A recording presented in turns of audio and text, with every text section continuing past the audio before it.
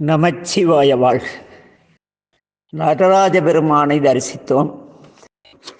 அப்படியே உள்ளே வந்தால் அங்கே தலை குனிந்த வண்ணம் ஒரு நந்தி இருப்பார். அவர் நம்பெருமானுக்கு அர்த்த மண்டபத்திலிருந்து மூச்சு காற்றின் மூலமாக விசிறிக்கொண்டிருப்பார். அந்த நந்திக்கும் பெருமானுக்கும் இடையில் நாம் நுழையக்கூடாது. ஆக அந்த நந்தியம்பெருமானை வழிபட்டு மூலவரை தரிசிக்கின்றோம். மூலவர் திருமேனியாக சிவலிங்கம் இருக்கிறது. சிவலிங்கத்தை கும்பிட்டு வர வேண்டியதானே, நின்றுட்டே இருப்போம். எதுக்குன்னா அர்ச்சகர் தீபாராதனை காட்டணும். ஏன் அவர் அப்படின்னா அந்த சிவலிங்கம் கடவுள் இல்லையா? எப்படியும் இப்பெல்லாம் பெரும்பாலான சோம்பேறி குருக்கள் தட்டில் 10 ரூபா வேணும், ஆனால் திருநீர் எடுத்து கொடுத்து அன்பர்களுக்கு திருநீர் எடுத்து கொடுக்க மாட்டோன்ட்டு கேட்டால் தூண்டில் கொட்டுறாங்க. அப்படி ஜாலியாக உட்காந்து சம்பாதிக்கிற அளவுக்கு போயிடுச்சு. சிலர் தட்டை வச்சுட்டு போயிடுறாங்க, போய் படுத்து தூங்குறாங்க. ஏதோ நடக்குது. அப்புறம் அர்ச்சகர் வரார், போய் கூட்டிகிட்டு வந்தால் சாமிக்கு தீபாராதனை செய்கிறார். தீபாராதனை நடக்குது பாருங்கப்பான்னு கும்பிட்டு வெளியே வந்துடும். இத்தனை திருமேனிகளையும் கடந்து மூலஸ்தானத்திற்கு சென்று சிவலிங்கத்தை தரிசித்த பின்னும் ஏன் ஜோதியை தரிசிக்க வேண்டிய கட்டாயத்தை நம் முன்னோர்கள் ஏற்படுத்தினார்கள் என்றால், அந்த ஜோதியிலிருந்தே இந்த சிவலிங்கம் தோன்றியது, நந்தி தோன்றியது, நடராஜ பெருமான் தோன்றினார், சிவகாமி அன்னை தோன்றினார். சுற்றுகிற எல்லாமே அந்த ஜோதியிலிருந்து வந்தது. இந்த பெரிய உண்மையை உணர்த்தவே இந்த தீப வழிபாடு. நீங்கள் கருப்புசாமியிலேருந்து, மாரியம்மன்லேருந்து, காளியம்மன்லேருந்து, பெரியாட்சியிலேருந்து, அங்காளம்மன், எந்த குலதெய்வக்கம் கோயிலுக்கு போனாலும் தீபானை காட்டின பிறகு அந்த ஒளியை தரிசித்த பிறகு உங்களுக்கு திருநீர் தருவார்கள். ஆக இது சிவ வழிபாடே எல்லா இடங்களிலும் நிறைந்துள்ளது என்பதற்கு சான்று. சரி, எதற்கு இவருக்கு இத்தனை திருமேனிகள்? ஒரு கேள்வி வேணுமில்ல. என்ன நேராக சிவனை மட்டும் வச்சுட்டு போக வேண்டியதானே? ஏன் அந்த நர்தன கணபதி, தட்சிணாமூர்த்தி, அப்புறமேட்டு அந்த பக்கம் மகாவிஷ்ணு அல்லது அண்ணாமலையார், அப்படியே பிரம்மா, இதெல்லாம் ஏன் வைத்தார்கள்? சற்று சிந்தனைக்கு எடுத்ததுண்டா நாம்? இங்கே ஒரு மிக சிறப்பான விடை நமக்கு கிடைக்கிறது. சேருமான் ஒரே நேரத்தில் அருவம், அதாவது ஜோதி, அருவுருவம், லிங்க திருமேனி, உருவம் என்ற 3 நிலையிலும் இருந்து அருள் செய்யக்கூடியவர் என்று ஒரு பெரிய தத்துவத்தை இந்த வழிபாடு உணர்த்துகிறது. அந்த அருவ நிலையிலிருந்து ஒன்றில் ஒன்றாக உலக படைப்பிற்காக மற்றவை விரிகின்றன. ஒன்றாய் அரும்பி பலவாய் விரிந்து உலகெங்குமாய் நின்றாள் அப்படிம்பார். ஆக ஒன்றாய் அரும்பி இருந்த பொருள் பலவாய் ஒன்றாய் விரிந்து, இல்லை, ஒன்றாய் விரிந்து உலகெங்குமாய் மலர்ந்து, அப்படி ஏகன் அநேகன் இறைவன் அல்லவா? வேறு வேறு உருவமும் வேறு வேறு இயற்கையும் 100 இயல்பினதாக இருக்கின்ற அனைத்து உயிர்களுக்குள்ளும் பெருமான் இருக்கிறார். ஆகவே இந்த பல்வேறு தோற்றங்களும் நமக்கு வழிபாட்டில் இருக்கின்றன. ஆனால் எல்லாவற்றையும் வழிபாடு செய்து சென்று அங்கே ஒளியிலே தரிசிக்கும் பொழுது நம்முடைய சிந்தனை ஒருங்குபடுகிறது, இறைவனோடு ஒடுக்கமடைகிறது. இதிலே நம்முடைய பெருமான் பல்வேறு திருமேனிகளில் இருக்கிறார். நின்ற திருத்தாண்டகத்திலே வரும் பிரமனாகி, மாலாகி, ருத்திரனாகி, மகேசனாகி, சதாசிவமாகிலாம் வரும். பெருமானிற்கு அவரை போன்ற தன்மையுடையவர்கள் உலகிலே அவருடைய சிருஷ்டியில் இருக்கிறார்கள். சிவமாம் தன்மை பெற்றவர் என்று சொல்கிறோமே அவர்கள். அதில் 3 விதமான உடல் நமக்கு கிடைக்கிறது பல்வேறு பிரிவணியில். அதில் முதலாவது போக அங்க சரீரம். இந்த உலக இன்பத் துன்பங்களை அனுபவிப்பதற்காக உள்ள சரீரம், உடல். அடுத்தது அதிகார சரீரம், எல்லாவற்றையும் ஆளுமை செய்யக்கூடிய இறைவனின் அதிகாரம் பெற்ற ஆன்மாக்கள், இறைவனுக்கிணையான அதிகாரம் பெற்ற ஆன்மாக்கள். அதற்கடுத்து இறைவனது இருப்பிடங்கள், அவர் எங்கெங்கு லயித்திருக்கிறார், எதில் இருக்கிறார் என்பதை கூறுவது. இந்த 9 விதமான செயல்களையும் நமக்கு உணர்த்தவே நம் ஆலயங்கள் இவ்வாறு அமைக்கப்பட்டன. என்ன, சிவாலயங்களில் மட்டுமே பிரம்மன், திருமால், ருத்திரன், மகேஸ்வரன், சதாசிவம் முதலிய 5 திருமேனிகளை காண முடியும். அதேபோல விந்து, நாதம், சக்தி, சிவம் என்று 5ஆக இறைவன் இருக்கின்றான். ஆக இந்த 5 நிலைகளிலும் இறைவன் இருக்கின்றார் என்பதை உணர்த்தவே இத்தனை திருமேனிகள். நேற்று ஒரு அன்பர் அழைத்து பேசினார்.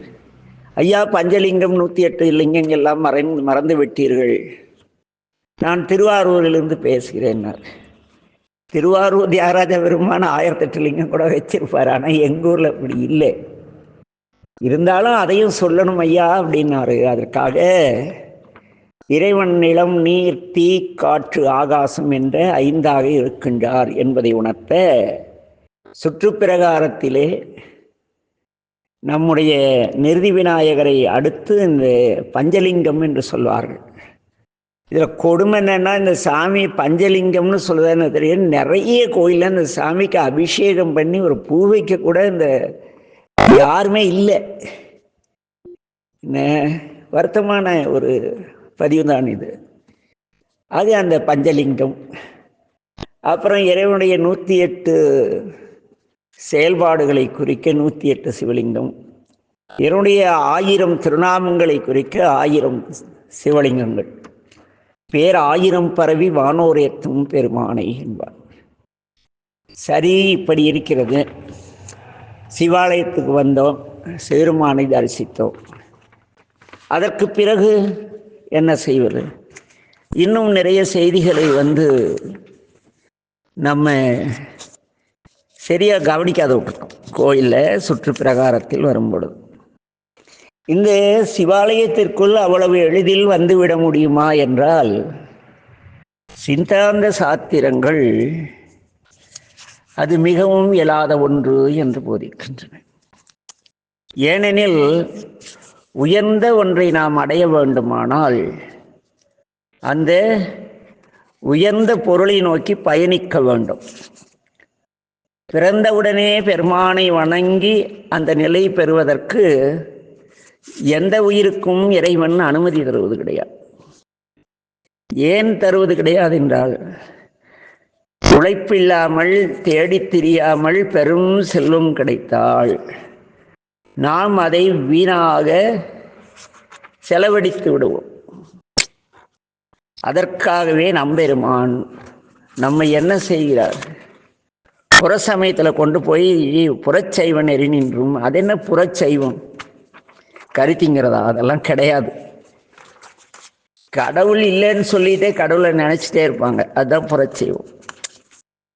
என்ன, அங்கிருந்து ஆரம்பிச்சு அகச்சமயம், அங்கிருந்து அகப்புறச் சமயம், அப்படி வரிசையா படிநிலை கடந்துதான் நாம் இந்த பெருமானை சிவாலயத்திற்குள்ளே நுழைய முடியும்.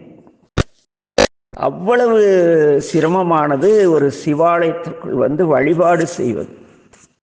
இறைவனுடைய அருளன்றி நீங்கள் அனுமதித்தால் தானே நான் உங்களுடைய வீட்டிற்குள் வர முடியும்.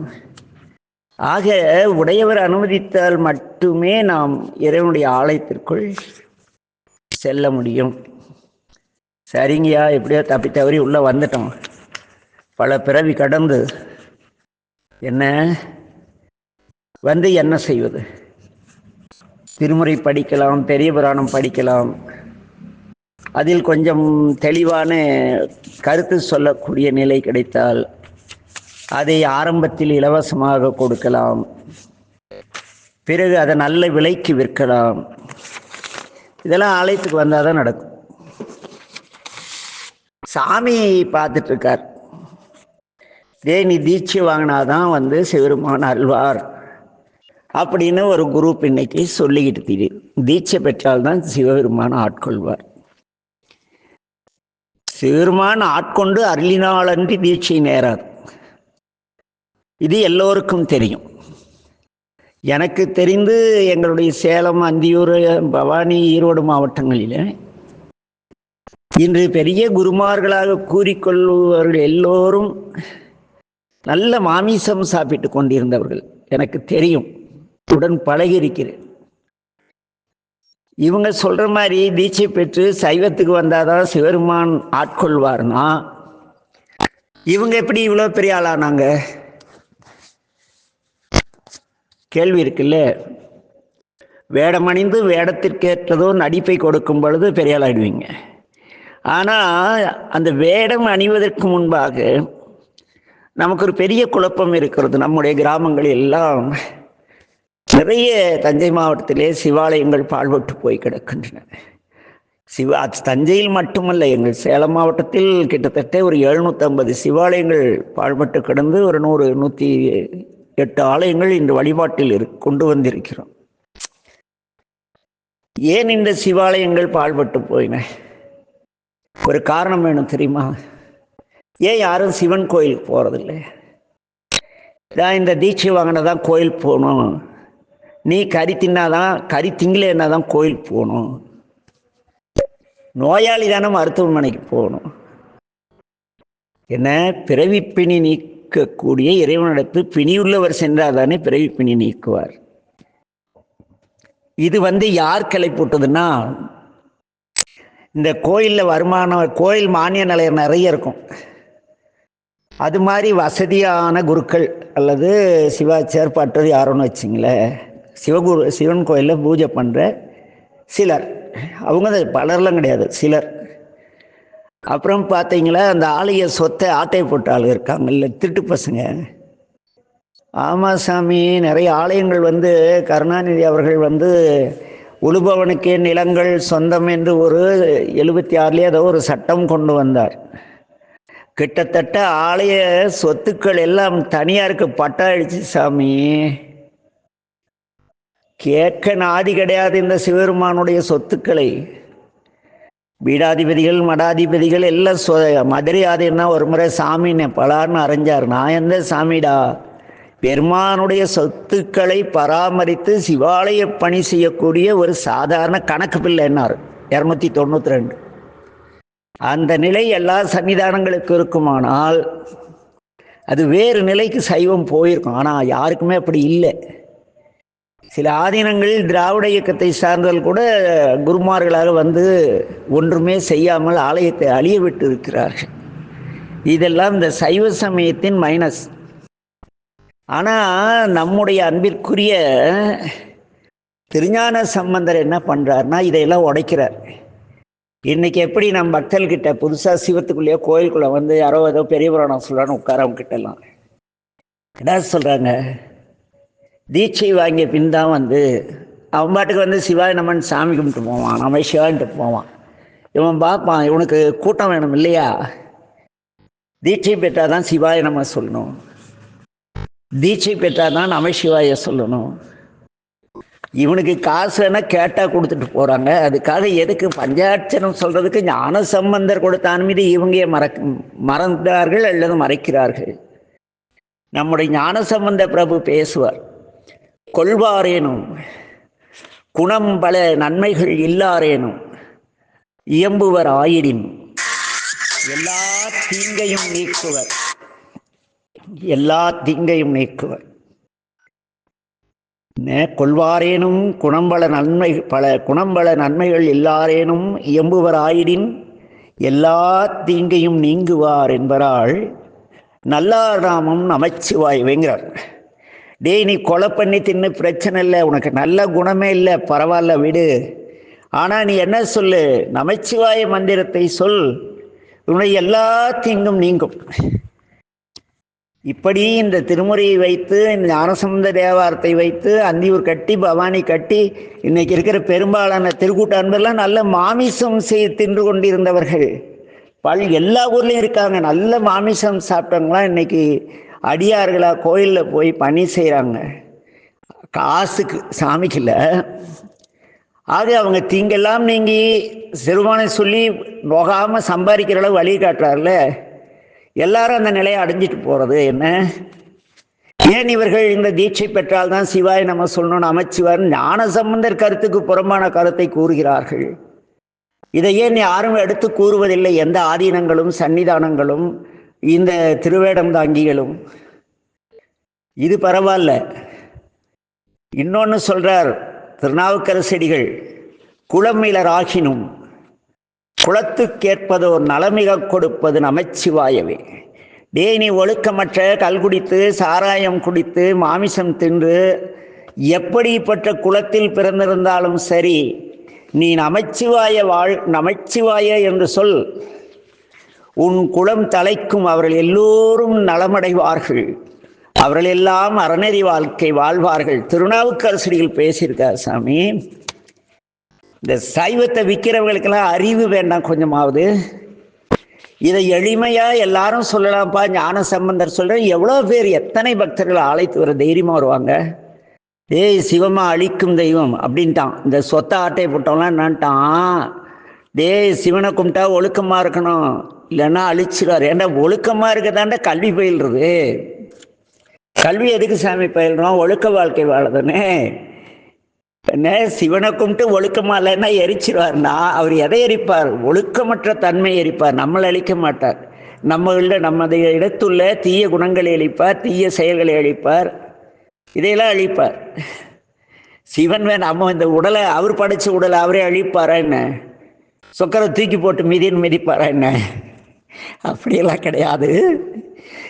பாருங்க சைவம் என்று எந்த அவல நிலையில் சென்று கொண்டிருக்கிறது. இதையெல்லாம் மாற்றணும் ஒரு அமைப்பு உண்டாச்சு. கடைசியில் இந்த குப்பைங்களோடய நீ போய் சேர்ந்துருச்சு. எந்த குப்பைங்க? இந்த விற்கிற குப்பைங்க கூட. இதெல்லாம் மக்களுக்கு செல்ல வேண்டும். நாவுக்கரசடிகள் சொல்லியிருக்கிறார், கொலை புரிந்தாலும் பரவாயில்லை, நல்ல குணம் இல்லை என்றாலும் பரவாயில்லை, உங்களுக்கு நன்மையே செய்ய தெரியாது, திருடுவேன் லஞ்சம் வாங்கினதுனாலும் சரி, நமச்சிவாயன்னு சொல்லுடா, இந்த குற்றமெல்லாம் நீங்கி நல்லவராயிடுவீங்க அப்படின்னு ஞானசம்பந்த பிள்ளை பேசுகிறது சாமி. அதுக்கு மேல போய் நம்முடைய திருநாவுக்கரசில் பேசுகிற, நீ ஒழுக்கமற்ற குடும்பத்தில் பிறந்திருந்தாலும் உன்னுடைய குலம் ஒழுக்க வாழ்க்கைக்கு வந்துவிடும், நமச்சிவாய் என்று சொல்லி என்றார். இதையெல்லாம் எத்தனை பேருக்கு எடுத்து சொல்கிறோம் நாம். ஆக ஆலயத்திற்கு சென்றால் நமச்சிவாய சொல்ல வேண்டும், சிவாய நம சொல்ல வேண்டும். நான் அதுக்கு பொருள் அப்புறம் பார்ப்போம். அதுக்கு அடுத்து மேலே போய் திருமந்திரம் ஒரு பாடல் சொல்லுது, சிவசிவ எண்கள தீவினையாளர். கெட்டவன் சிவசிவனை சொல்ல மாட்டான். சிவசிவ என்றிட தீவினை மாளும். நீ சிவசிவனை தவறி, முதல்ல நம்ம எங்கள் காலத்தில் நாங்கள் சின்ன பசங்களாக இருக்குள்ள, அவன் கிறிஸ்துவனா இந்த ஏதாவது சேர மேலே கை கால் பட்டுச்சுன்னா சிவசிவன் கன்னத்தில் போட்டுக்குவாங்க. அவ்வளோ ஊறி போனதுன்னு சைவம் இந்த சமயத்தில். ஏன்னா அந்த சிவசிவன்னா அந்த பாவம் போயிடுமா அவங்களுக்கு. நம்ம பெரியவங்க அப்படி பயிற்சி வச்சிருக்காங்க. சிவசிவ என்கிற தீவினையாளர், சிவசிவ என்றிட தீவினை மாளும், சிவசிவ என்றிட தேவரும் அவர். தொடர்ந்து சிவசிவன்னு சொல்லிக்கிட்டு இருந்தேன்னா தேவர்களைப் போல என்றும் இன்பம் மட்டுமே உடைய அற்புதமான வாழ்க்கை பெறுவீர்கள்னார் திருமூலர். சிவசிவ என்றிட தேவரும் ஆவர். சிவசிவ என்ன? சிவகதி தானே. நீ சிவசிவன்னு சொல்ற, நீயே சிவமாய் சிறுமான் உன்னை ஆட்கொள்ளார்னு சொன்னார். தீட்சை வாங்கிட்டு சிவசிவ சொல்லுன்னு சொல்லவே இல்லை சாமி. திருமூலரோ ஞானசம்பந்தரோ நாவுக்கரசடிகளோ. இதெல்லாம் எப்படி இடைப்பகுந்ததா ஆண்டவனுக்கு தான் வெளிச்சம். அதே போல நம்முடைய சிவபிரகாஷ் சாமிகள் இருக்காங்க இல்லையா, அவங்க ஒரு அற்புதமான வார்த்தையை சொல்றார். என்ன சொல்றார்?